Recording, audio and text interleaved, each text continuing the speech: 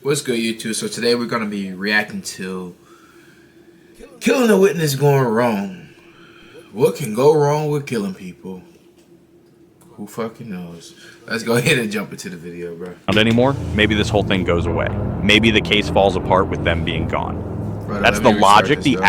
Oh, this is my city, bro. I'm from Detroit, and I live in Highland Park too. Let's say you've committed a crime and are now facing charges. There's a witness in the case, and you're sitting there thinking, if that person just wasn't around anymore, maybe this whole thing goes away. Maybe the case falls apart with them being gone.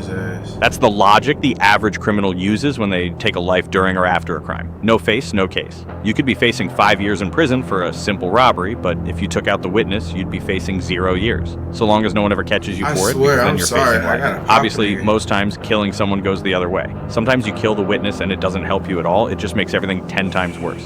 And soon enough you realize way too late that you just destroyed your own life for absolutely nothing. Well, a carjacker from Detroit learned this lesson the hard way in the fall of 2018 when he tried to get his theft case dropped, only to destroy everything in the process. His business, his life, his friend's life, and even his relationship with his girl, all gone over a poorly made decision that took less than a week to make. Starkeisha Thompson was 33 years old, living in Detroit with her teenage son. She worked, stayed out of trouble, and minded her business. But in September 2018, she became a victim of something she had nothing to do with. It was September 7th at around 9 at night. Starkeisha and her boyfriend pulled into a BP gas station on North Harper Avenue in Harper Woods to get gas. They were in a nice 2018 Dodge Charger, but someone was eyeing their car. A guy walked up to the driver's side, pulled out a gun, and told them both to get out. Then he just got in the Charger and drove off with it. The guy's name was Kenneth Dixon. He was 26 years old from Warren, about 20 minutes north of Detroit. Harper Woods police spotted the stolen Charger later that night cruising around on Detroit's east side. When they tried to pull him over, Dixon bailed out and tried to run. They caught him after a short foot chase. He got arrested and hit with 15 felony charges, including carjacking, 2 counts of armed robbery, receiving stolen property, and resisting police. They gave this goofy the whole S package. The judge wasn't playing around either. He denied bond completely and kept Dixon locked up in Wayne County Jail. Turns out Dixon already had a criminal history. He'd done time for armed robbery before and had only gotten out of prison earlier that same year, so he'd been free for maybe a few months before he was right back in a cell, this time facing way more serious charges. Now here's the thing, a lot of people have mixed opinions regarding going to court in cases like a carjacking. You file the police report, sure, you of course tell the cops what happened, but actually going to court, sitting in front of the defendant and testifying against them in person is a whole different level of involvement. A lot of people would just say, nah, I'm good, and try to stay as far away from the whole situation as possible.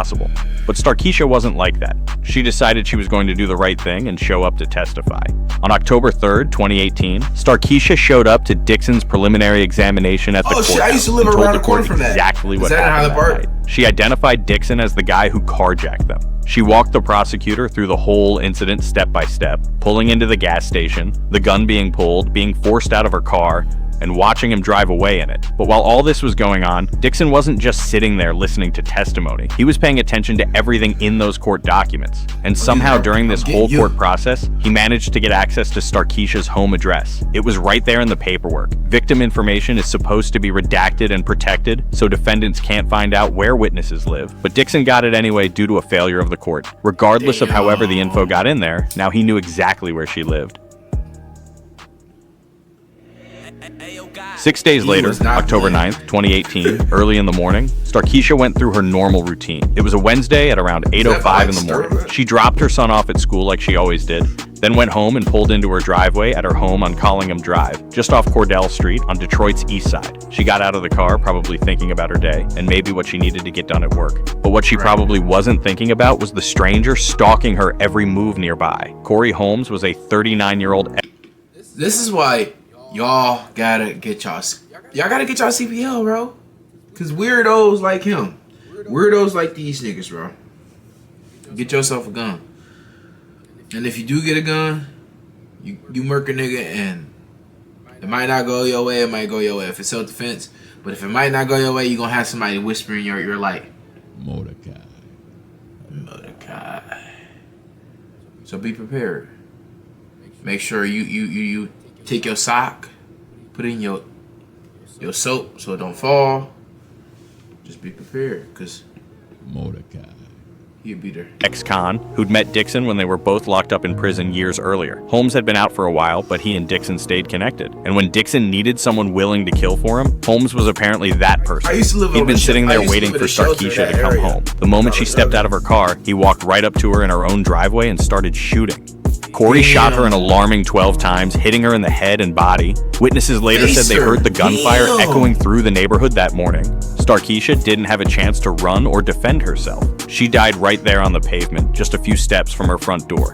Her neighbors called 911, but by the time police and paramedics arrived, she was gone. Starkeisha's father, Curtis, was absolutely destroyed. He showed up to the crime scene that morning and told reporters that the police had pressured his daughter to testify against Dixon. Quote, "She didn't want to testify because these guys were violent," he said. "They carjacked her with a gun." He felt like the system had put his daughter in danger and then failed to protect her. The whole thing was so overwhelming. Standing there on the other side of the police tape, watching investigators examine the spot where his daughter had just been murdered, that he literally collapsed. His heart couldn't take it. Detroit Police Chaplain Cedric Wyckoff had to rush over and resuscitate him right there at the scene.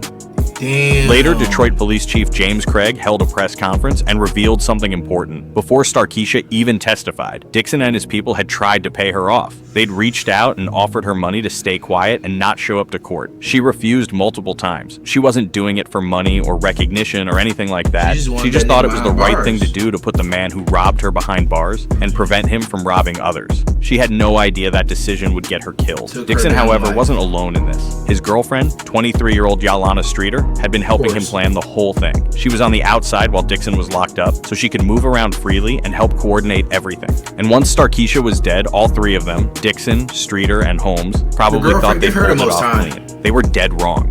The police knew exactly where to look. Dixon had the most obvious motive in the world. Starkeisha had just testified against him 6 days ago, and now she was dead. It didn't take a genius to connect those dots. So detectives immediately started pulling Dixon's jail calls from Wayne County Jail to see what he'd been talking about. And this is where people always mess up. Every single call you make from jail is recorded. There's an actual warning that plays before every call telling you that. But Dixon, being a goofy, still talked like nobody was listening. Dixon, Streeter, and Holmes had been on the phone discussing everything. They talked about Starkeisha by name, discussed how to make sure she couldn't testify, and planned out what needed to happen and who was going to do it. Dixon coordinated everything from his jail cell, Streeter helped set things up on the outside, and Holmes was the one willing to actually pull the trigger. These goofies basically handed the prosecutors their entire case on a silver fucking platter. On October 17th, 2018, just 8 days after the murder, Detroit police arrested Streeter and Holmes. 2 days later, on October 19th, the Wayne County prosecutor charged all three of them, Dixon, Streeter, and Holmes, with first-degree murder, conspiracy to commit first-degree murder, witness intimidation, and retaliating against a witness. Put their asses behind bars, because y'all just took this innocent young, I forgot how old they said she was, but y'all done took this lady's life because she was trying to do the right thing. Y'all niggas robbed her, and she didn't want to take your money, and she testified because it was the right thing to do. We don't all gotta live by the street code like y'all. Shit, I'm snitching too. The fuck? You not about to come fuck with me again? What? What? Brother, No.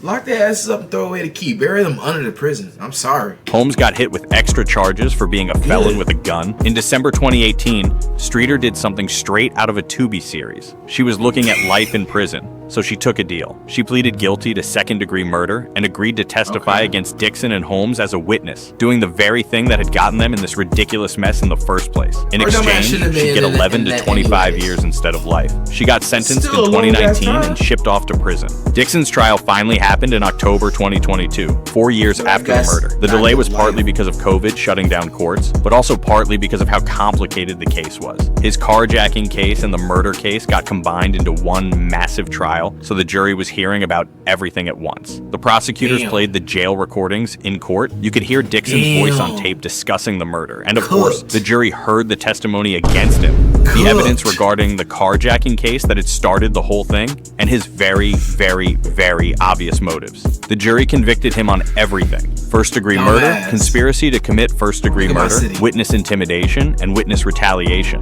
On November 10th, 2022, the judge sentenced him to life without parole on the murder charges, meaning he'd never be eligible for parole, ever. Then the judge added 13 to 22.5 years for the witness intimidation charge, and 10 to 15 years for the witness retaliation charge. Those sentences were concurrent, meaning they'd run at the same time as the life sentence. He also got convicted for the original carjacking and got another 29 to 50 years for that. It didn't matter though. Life without parole means life without parole. Dixon was never getting out. He'd die in prison.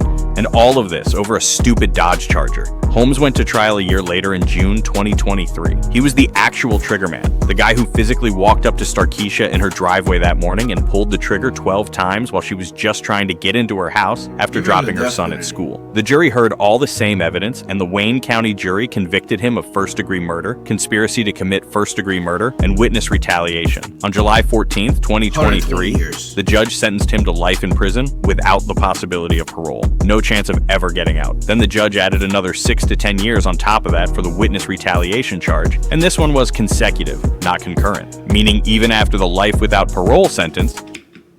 Damn, cooked his ass. That's what y'all dumbasses get for doing dumb shit, bro. Get a job. Y'all won't be at to steal people's car. You can save up for like a good 3 months. You have a good 3, 4, 5,000 saved. Go get you a little, put you 1,000 down on something, or you can go and buy a $5,000 car or a $4,000 car. The 1,000 for the rest of the taxes and shit, and then boom, you good. Now you got a car.